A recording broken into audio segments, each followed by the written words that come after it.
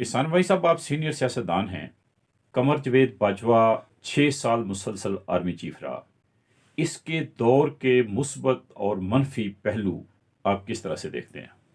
میاں صاحب، کوئی جرنیل جب سیاست میں دخل اندازی کرے گا تو اس کا مثبت پہلو رہتا کوئی نہیں.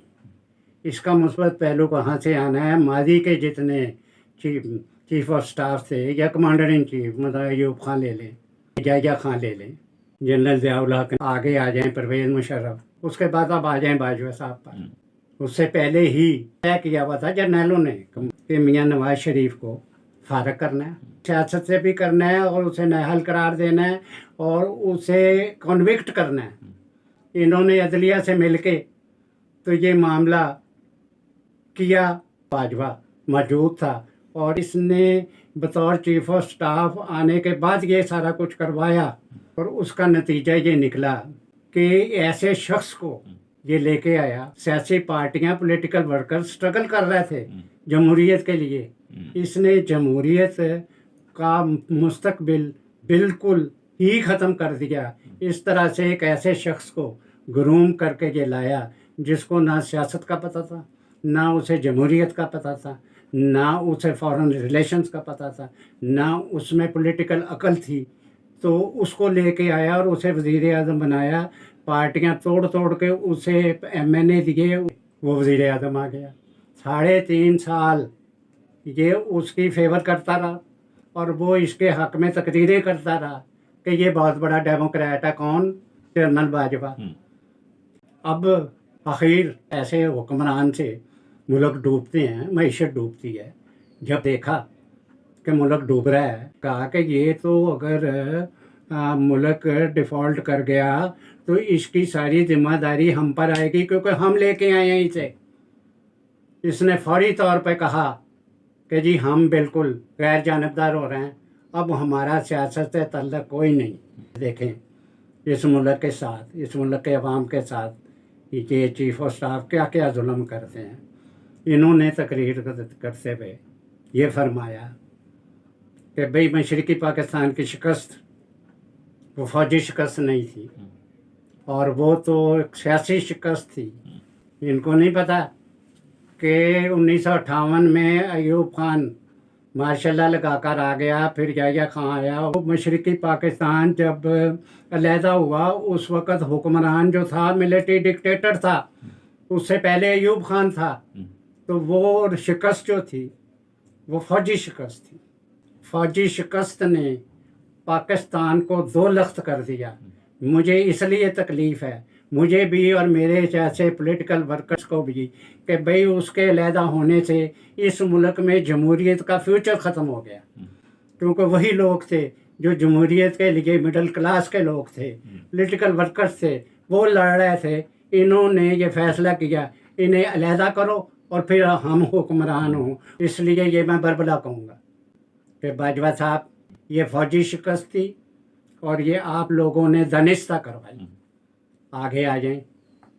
انہوں نے تقریر میں کہا کہ جی اگر ہم فوجی حکمرانی کرتے تھے تو سیاسی پارٹیوں کے لوگ بھی تو ان کے ساتھ مل جاتے تھے. باجوہ صاحب، آپ کو پتہ ہے اس بات کا کہ جو آپ کا ساتھ نہیں دیتا تھا آپ کیا کرتے تھے؟ آپ نے پھانسیاں لگائیں، پرائم منسٹر کو پھانسی لگا دی، آپ ایگزائل کرتے رہے. میاں نواز شریف کو آپ نے 10 سال کے لیے باہر بھیجا. جی آپ کنوکٹ کراتے رہے الیکٹڈ لوگوں کو. اس لیے یہ نہ کہیں. ہاں کئی تھے ایسے جن کا نہ سیاست سے کوئی کمٹمنٹ تھی، جاگیرداروں کی نسلیں تھیں، وہ تمہاری آ کے خوشامد کرتے تھے اور تمہیں پولیٹیکل اسٹرینتھننگ دیتے تھے. وہ اپنے اپنے حلقوں کے جاگیردار سے الیکٹ ہو کے آ جاتے تھے. اس لیے میں سیدھی بات کروں گا، جو یہاں کی جمہوری پارٹیاں، جو یہاں کے صوبے یہ بات کہتے ہیں کہ جی آپ لوگوں کے رویوں کی وجہ سے اس ملک میں صوبوں میں بھی نفرت پیدا ہوئی اور لوگ بھی محروم ہو گئے. اس لیے ان کے 6 سال کے دور میں میاں صاحب، ان کے عمران کو لانا، معیشت تباہ کرنی اور یہ سارا کچھ کروانا، اس سے اس ملک کے عوام آئندہ 20-30 سال تک جو امید تھی بالکل ہی جمہوریت سے محروم ہو گئے۔ یہ عمران خان کے اتنے چاہنے والے تھے کہ جاتے جاتے بھی تقریر میں انہوں نے کہا کہ یہ جو معیشت ڈوب گئی ہے، ایک پارٹی اس کو نہیں سنوار سکتی، اب آپ سارے اکٹھے ہو جاؤ۔ مطلب ایک ہی شخص جس کی وجہ سے معیشت برباد ہوئی، وہ اور اس کی پارٹی باہر تھی، انہوں نے کہا اس کو بھی ساتھ لے لو اور تاکہ اکٹھے ہو جاؤ۔ یہ جاتے جاتے بھی اس کو اکٹھا کر رہا تھا، یہ جاتے جاتے بھی پرویز الہی اور اس کے بیٹے مونس الہی کو یہ کہہ کے گیا کہ آپ دوسری طرف نہ جانا، پی ڈی ایم کی طرف، آپ عمران خان کی طرف جاؤ۔ آج پنجاب میں جو حکومت ہے پرویز الہی کی، وہ تو ادھر آ رہا تھا پی ڈی ایم کی طرف، اس کو اس نے کہا نہیں ادھر جاؤ، عمران کی طرف جب بھیجا۔ آج عمران کی حکومت باجوے کی وجہ سے ہے، یہ جاتے جاتے یہ کام کر گئے ہیں۔ اس لیے میں نہیں سمجھتا کہ یہ درست انہوں نے کہا ہے کہ ہم سیاست میں دخل نہیں دیں گے، یہ جاتے جاتے بھی جھوٹ بول گیا۔ میں یہ سمجھتا ہوں کہ لوگوں کو اس کی باتوں پہ یقین نہیں کرنا چاہیے۔ تو آپ یہ کہہ رہے ہیں کہ جنرل باجوہ کا یہ بیان کہ آئندہ فوج سیاست سے لا تعلق رہے گی، یہ بھی ایک سیاسی بیان ہی تھا اس کا؟ میں کہہ رہا ہوں جی یہ سیاسی بیان خالی سیاسی بیان نہیں، گھٹیا ترین سیاسی بیان تھا۔ اگر اس کے بیان پہ یقین کرنا ہے کہ فوج آئندہ دخل نہیں دے گی سیاست میں، تو پھر مجھے یقین نہیں ہے، کیونکہ اتنا شخص جو مسلسل جھوٹ 6 سال بولتا رہا ہو تو وہ سچ بول ہی نہیں سکتا۔ اس لیے مجھے اب آئندہ دیکھنا پڑے گا، آبزرو کرنا پڑے گا کہ واقعی یہ بات یونینیمسلی ہے کہ یہ آپ ہی لگا ہوا تھا اکیلا ہی، تو اس لیے ابھی ہم یقین نہیں کر سکتے اس کی باتوں پہ، کیونکہ یہ ڈیپینڈیبل نہیں۔ احسان بھائی صاحب، فوج کا ایک مائنڈ ہے جو پولیٹیسائز ہوا ہے، جرنیلوں نے فوج کو پولیٹیکل بنا دیا ہے۔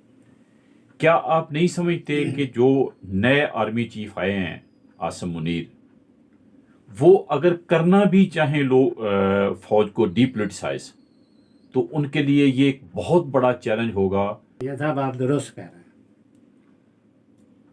کہ یہاں انہوں نے 7 لاکھ آرمی ہے، 75 سال میں 70 سال انہوں نے حکومت کی فوج نے، وہاں کا فوج کا سپاہی بھی آتی ہے کہ کام حاکم ہے، سیاسی طور پر وہ حکمران سمجھتا ہے جی، جرنیل تو جو سمجھتا ہے مائنڈ، آپ نے صحیح کہا کہ مائنڈ ایک بن گیا ہوا ہے کہ ہم حکمران ہیں، ہمارا حق ہے حکومت۔ تو اس لیے یہ بات درست ہے، اور میں یہ سمجھتا ہوں کہ آئندہ جو چیف آف سٹاف بنے ہیں شریف انسان ہیں، جو ان کے کی بایوگرافی، جو ان کے حالات پڑھ رہے ہیں تو لگ رہا ہے کہ بڑے شریف آدمی ہیں، لیکن انہیں بڑی مشکل پیش آئے گی اگر واقعی یہ سیاست سے علیحدہ ہونا چاہتے ہیں اور سیاست میں دخل نہیں دینا چاہتے، تو انہیں بڑی مشکل پڑے گی۔ اس لیے پڑے گی کہ ایک سپاہی سے لے کے جرنیل تک اپنے کو پولیٹیسائز کر کے بیٹھا ہوا ہے اور اپنے کو حکمران سمجھتا ہے۔ دوسری ایک بات میں ان سے ریکویسٹ کروں گا کہ انڈیا پاکستان کے درمیان آپس میں کچھ صلح صفائی کا مسئلہ ہونا چاہیے۔ اگر ہم بارڈر پہ جا کے وہاں پر للکاریں گے ہندوستان کو، ہندوستان ہمیں للکارے گا، تو ہم تو آگے ہی معاشی طور پر تباہ ہوئے میں ہیں، ہمارے پاس تو آگے بھی کھانے کوئی کچھ نہیں ہے۔ تو اس لیے ہمیں یہ اس کے کوشش کرنی چاہیے کہ تا وقت ہے کہ کوئی حملہ ہی نہ کر دے کہ ہم جنگ کی طرف نہ جائیں، اور ہمسایوں سے کم از کم دوستی رکھیں۔ بہت شکریہ احسان بھائی صاحب۔